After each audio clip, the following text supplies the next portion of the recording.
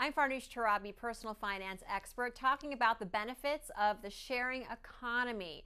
So the sharing economy is a burgeoning marketplace, $26 billion by some estimates, that is connecting consumers peer-to-peer, helping them transact directly with one another to either borrow, share, rent, buy, sell goods and services that are underutilized. So a great example and a popular example is people renting out a spare bedroom in their home to travelers. On the one hand, you have travelers excited to get out there after maybe staying indoors for quite some time during the recession, wanting to go out there and explore, but not spend too much money and maybe have an alternative experience. So they look to individual hosts as an alternative way to book a room.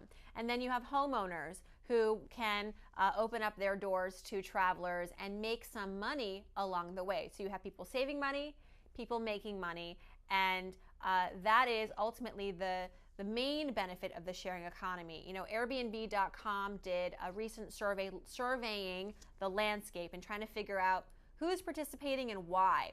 We found that young adults primarily are the ones who are taking advantage of the sharing economy right now, although the marketplace is growing demographically.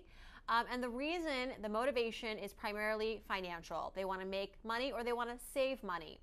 But also beyond the financial benefits, there are there's a feel-good aspect to participating. You feel good about helping your neighbors and your fellow citizens who are trying to save money. You also feel good about not wasting and taking advantage of some of the excess that's lying around. So it is a win-win proposition. You want to be sure that you're comfortable in all transactions, that you're working with reputable websites, you're getting recommendations, and you're doing your due diligence before jumping in and transacting.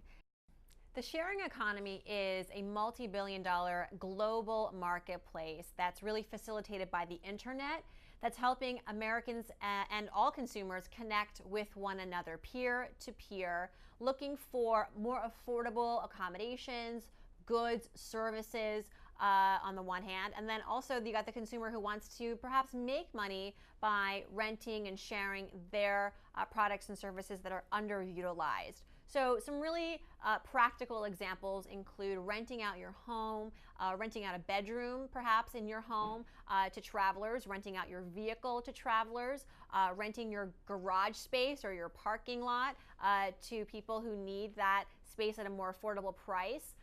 Also though, renting your, laptop, your printers, your washer and dryers, these kinds of, bulkier items that people may not want to invest in, but wouldn't mind borrowing or sharing or renting temporarily from you. And so aside from also these goods and products, you've got services that people can also share.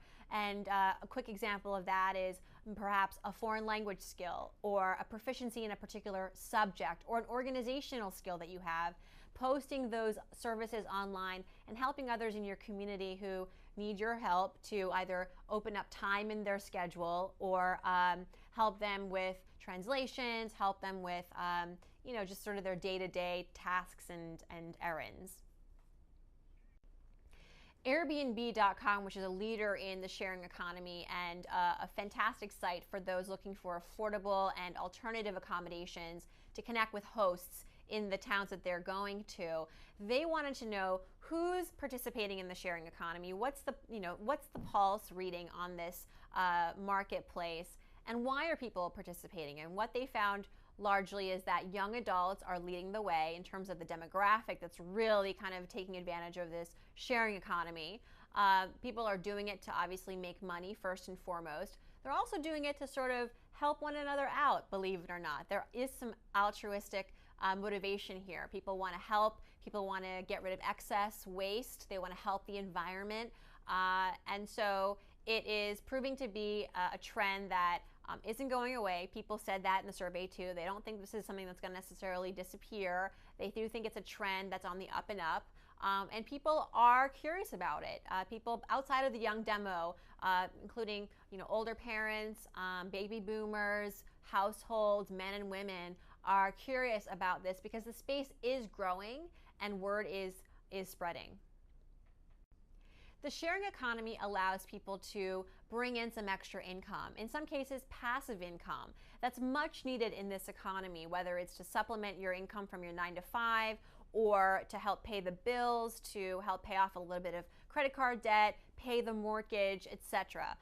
So as the survey found, money is a big motivator, and as a result, you've got people who are taking this economy by full force and taking full advantage of it, perhaps renting out a space in their home, consecutive weeks, consecutive nights, and in some cases making thousands and thousands of dollars a year. It's not money that would necessarily replace a 9 to 5, although it is good money to have that doesn't take a lot of work per se, or time even, to generate. Consumers definitely want to work with a website first and foremost that is reputable, so that they can connect with service providers and product and goods providers and space providers that have been vetted.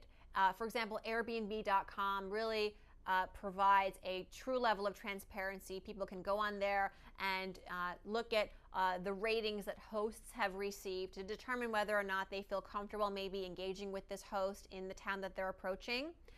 Additionally, they've folded in Facebook, which everybody's on these days. And so what you can do with Airbnb now is, once you put in your search criteria and a bunch of housing options pop up, you can see if those hosts may be connected to you through Facebook. So that's important. You want to find out, maybe you know someone who knows someone who's offering a space on Airbnb, and that, I think, gets people to be more comfortable with the whole transaction. And that's really key. You want to be comfortable. That's the key word. So do whatever you can to get to that place before, of course, proceeding with any transactions. For more information, check out Airbnb.com.